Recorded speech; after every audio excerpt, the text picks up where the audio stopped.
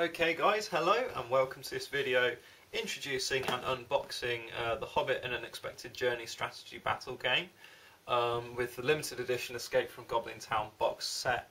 So this is the equivalent of Island of Blood for Warhammer Fantasy Battles or Dark Vengeance for Warhammer 40,000.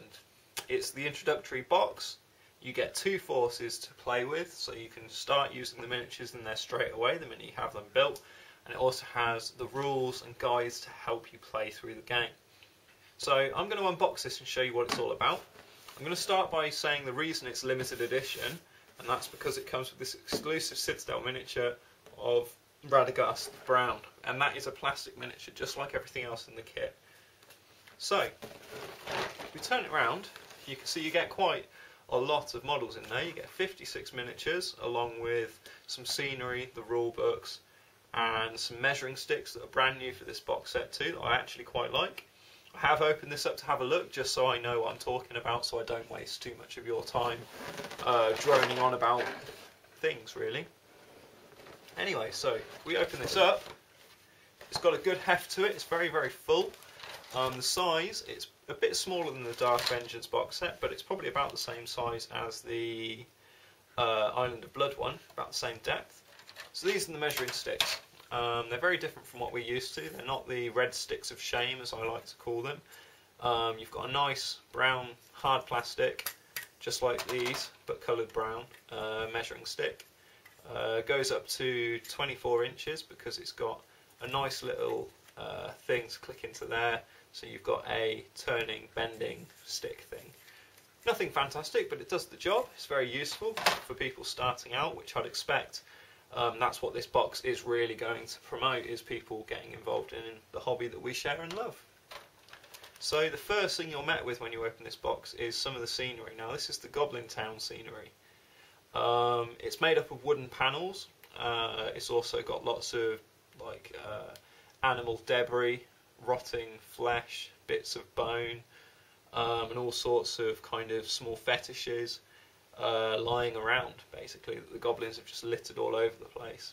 There's detail underneath as well, so I can imagine this having a multitude of purposes, even so far as making fortress walls for Warhammer Fantasy Battles, for your orcs and goblins, stuff like that, or even Skaven. But yeah, anyway, I digress.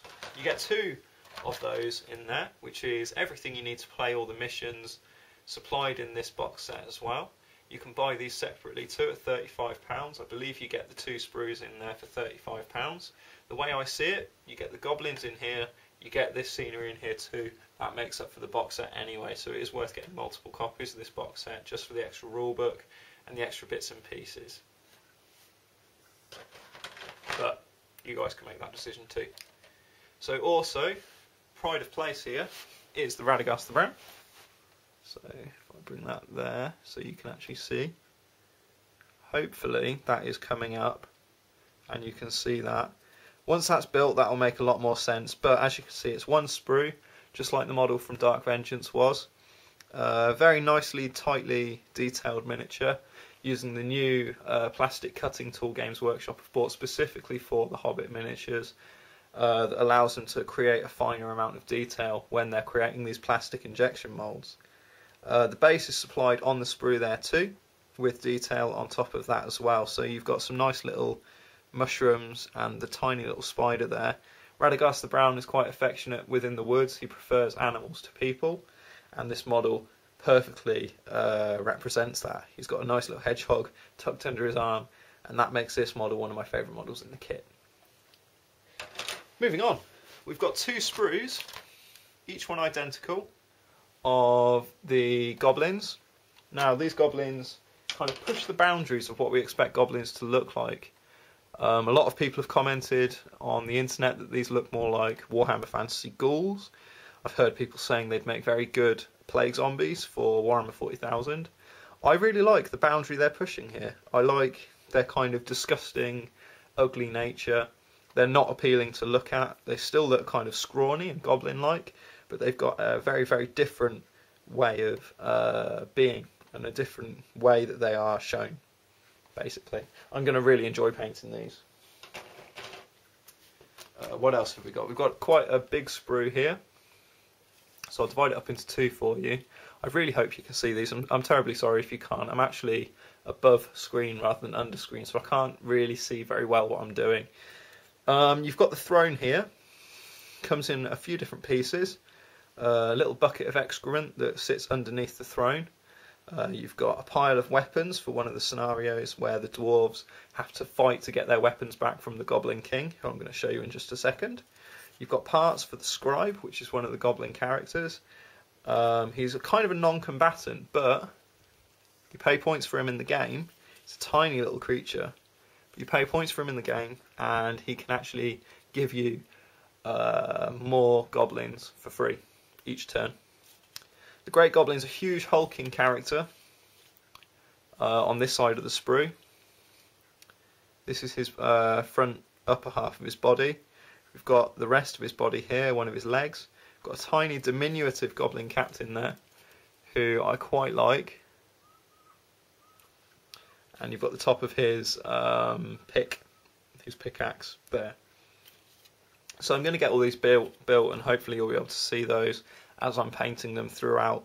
But again, that will come with time. And I've said I'm going to paint lots of things recently, so we'll have to wait and see what happens.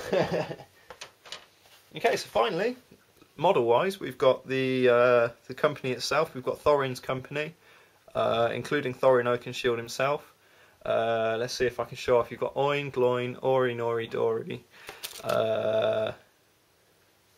Thorin, obviously, Balin, Dwalin, Philly, Killy, Hur, Biffa, Boffa, Bomba. There we go, that's all 13 of the dwarves. And you've also got Gandalf, and you've got Bilbo. Of course you've got Bilbo. You've got Bilbo Baggins there too. Some of these have actually got multiple options on them, which I think is really cool.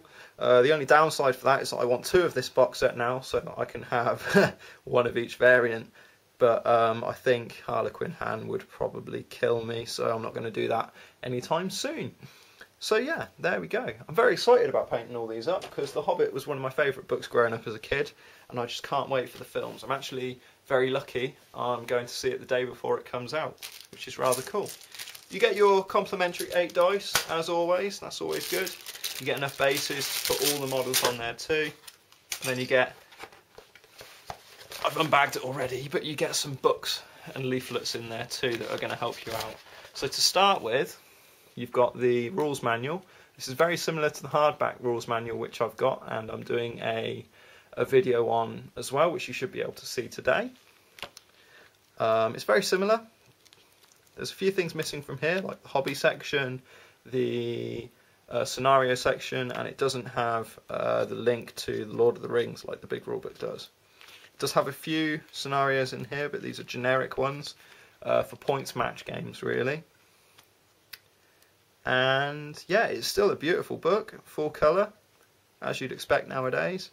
It still shows pictures of some models that aren't out yet. So, for example, if I can find one quickly, you've got the plastic eagle there.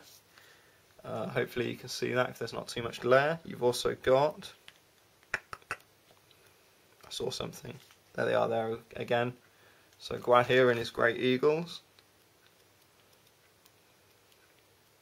There's all sorts of other stuff. It's all in the big rulebook. So if you watch my video on the big rulebook, I will show you some stuff that hasn't been revealed yet by Games Workshop in White Dwarf or on their website, but it is in the rulebook. You've got the Your Journey Begins Here, Getting Started book.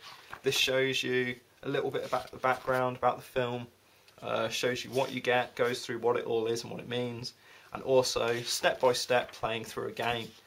This is always very useful for people getting started. I found it really helpful being able to watch someone else play a game through, step by step, really showing you how everything works. I think that's a fantastic idea, and I'm glad that they've pursued that through every single box set they've done recently.